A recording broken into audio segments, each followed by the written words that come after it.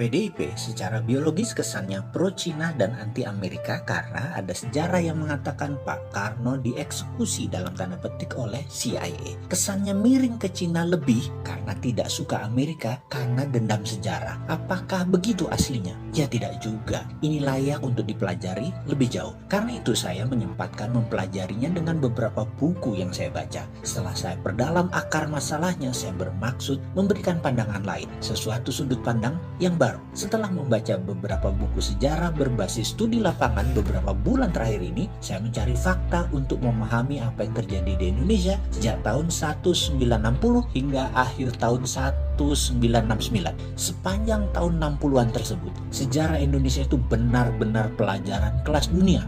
Masa itu ada Kennedy, CIA, Soviet, Peking, Soekarno, Marilyn Monroe, PKI, Soeharto, wanita di sekeliling Soekarno, serta petinggi PKI di sekitar istana.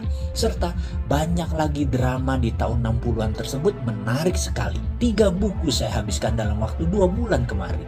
Setelah membaca, saya pun menganalisa, sehingga saya rasanya punya pendapat lain melihat sejarah dan realita terhadap apa yang terjadi terhadap Presiden Soekarno. Kita semua tahu bahwa globalis mulai menunjukkan taringnya di dunia di sekitar tahun 60-an tersebut, yaitu ketika mereka diusik kenyamanannya dalam hal kendali transaksi terhadap dolar, di mana mereka yang memegang dunia perbankan dan cara pembayaran menguasai Federal Reserve Amerika. Mereka memiliki kemampuan dan akses untuk mencetak uang sekalipun, dan mereka bisa. Mereka swasta loh ini. Berkali-kali saya mengatakan Amerika itu negara swasta karena memang kuat sekali swastanya, dan mereka itulah para globalis cabal. Ketika Kennedy memiliki platform baru, yaitu akan mencetak greenback by gold atau dolar negara Amerika yang dicetak berdasarkan jaminan underlying emas, maka ini ancaman bagi globalis cabal. Untuk itu, Kennedy memerlukan Indonesia. Ada perjanjian yang menguatkan rencana besar itu. Perjanjian tersebut membawa Indonesia ke kancah internasional, di mana Indonesia di tahun 60-an adalah memiliki kekuatan militer terkuat di selatan Khatulistiwa. Benar, Indonesia adalah kekuatan terkuat di bumi bagian selatan waktu itu dan atas banyak